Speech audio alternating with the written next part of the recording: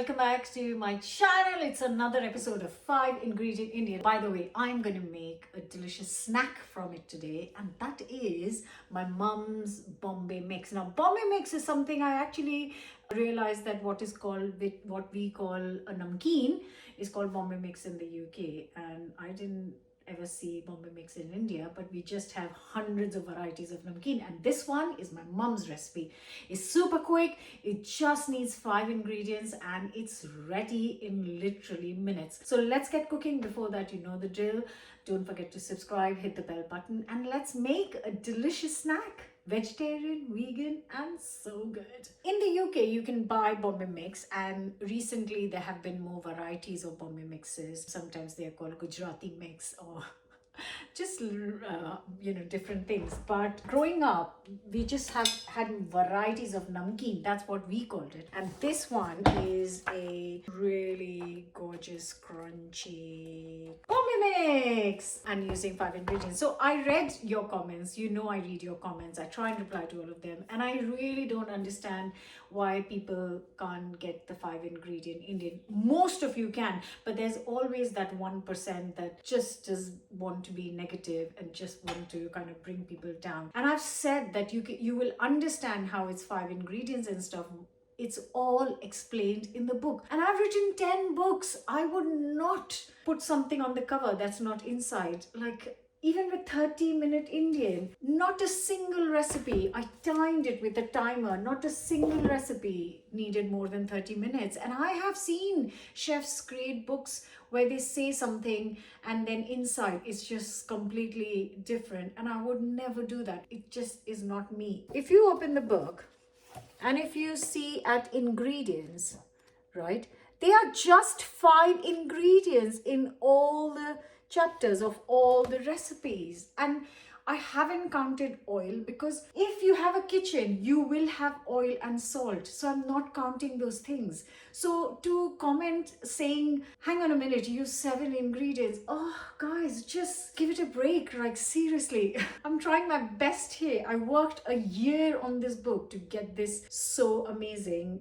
spot on. Every recipe works. Every recipe's got the amazing flavors. I don't want to miss out on flavors. If you've been following me on this channel, you'll know I would never lie or fallen for gimmicks.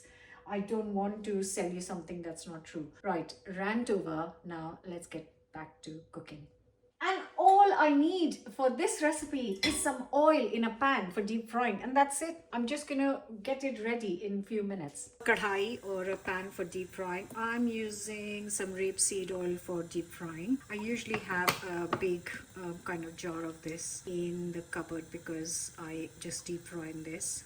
I've said that before. So I'm just going to get enough oil. It's not a big kadhai. And now I'm going to let this get really nice and hot. I'm going to get the ingredients out. Okay, so I've got a big bowl and I've put a couple of kitchen roll sheets on here because I'm going to fry and then get this out on here to absorb extra oil. Now this is 150 grams of peanuts with the skin on. I prefer it with the skin on. It's here as well. I just think it tastes so much better. And one of the best ways to deep fry such small things is to actually put it in a sieve. So I'm going to do it in 2 lots, and I'm just going to get it. Actually, I should check if it has heated up. Yeah, it has. Right, so I'll give it 1 more minute because it just is taking a little bit of time to come up. So I'm going to give it a couple more minutes, and then I'm going to fry these peanuts until they are beautifully golden.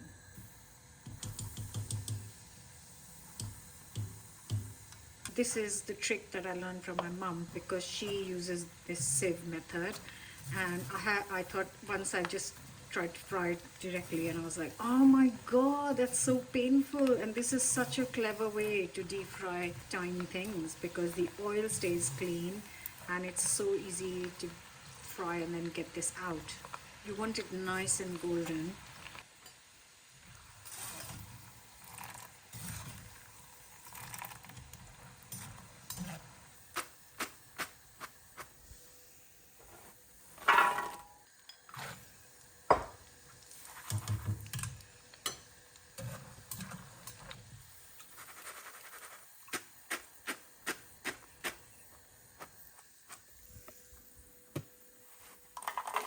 Now my second ingredient is flattened rice, which is called poha. It's easily available in Asian supermarkets, and I'm using the same quantity as the peanuts, so 150 grams. And this is going to be fried in a few goes because it does puff up really quite a lot.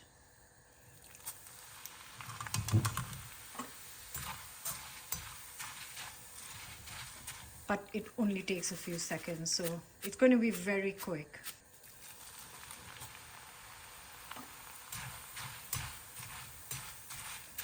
And that's it. That's the last round.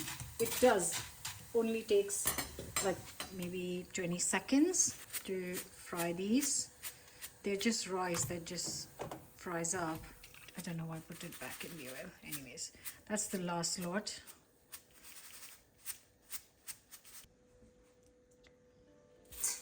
The next ingredient, which is the third ingredient, I'm just saying it this time so there's no confusion about the number of ingredients. So we need a good 40 to 50. I'm not counting. I just love, and you just eat them, you don't take them out. They taste delicious when fried as well. So I'm going to do the same thing. I'm going to put them in the sieve and fry. So just going to put a few.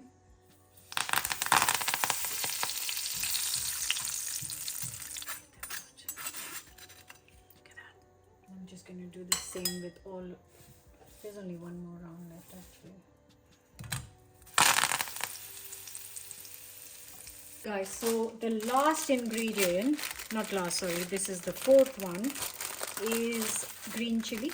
Now you could use, in the book I've used green chilies, the small, really hot ones. These are really hot. And I'm going to use 10 of these. And I'm just going to very carefully just put a slit in it because I don't want them to burst in the oil. So it's really important that you remember to do that. Okay, you can skip this, but I would say don't. I'll tell you why. Because the flavor of this is added to the Bombay mix, and you don't have to eat it, but it does add a lovely flavor. So yeah, if you can, then definitely add it. You could add a milder version of these chilies, to be honest.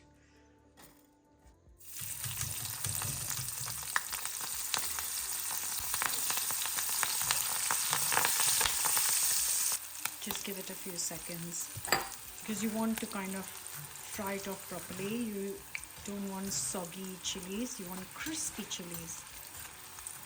That's all the frying done. Turn the oil off. While it's still warm, hot actually, I'm going to add my fifth ingredient, which is turmeric, a teaspoon of turmeric. And now from the pantry cupboard, I'm going to add a teaspoon of salt. And if you fancy, a little bit of chili.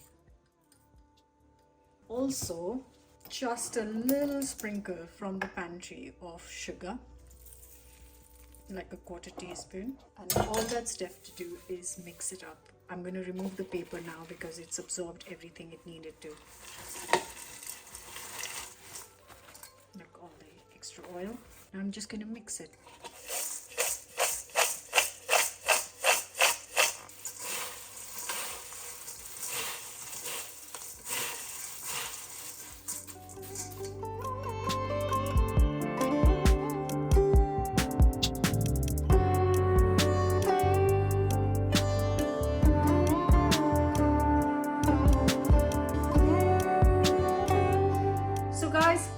This was a better video to explain the 5 ingredients because this time I've counted it for you, so there's no confusion. Like I said, oil, salt and sugar are part of the pantry. If you have a kitchen, you'll have that. The rest is obviously all the stuff that I will be counting. It's hot, I would let it cool down, but the best way to enjoy it is Every house has their own recipe of a different namkeen in India. A few of them, they make their varieties and they'll always have a box in the cupboard. This is fried. It lasts for weeks. Great with a cup of tea. People will have it for a snack. Great with a drink.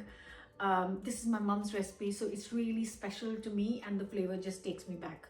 So yeah, hope you'll try it, and most importantly, hope you'll check out the book. All the details of the book in the description below, so please do check out. Don't forget to subscribe. I'll see you back with another new recipe very soon. Bye for now. Yum. It should come with a warning. Can't stop eating it.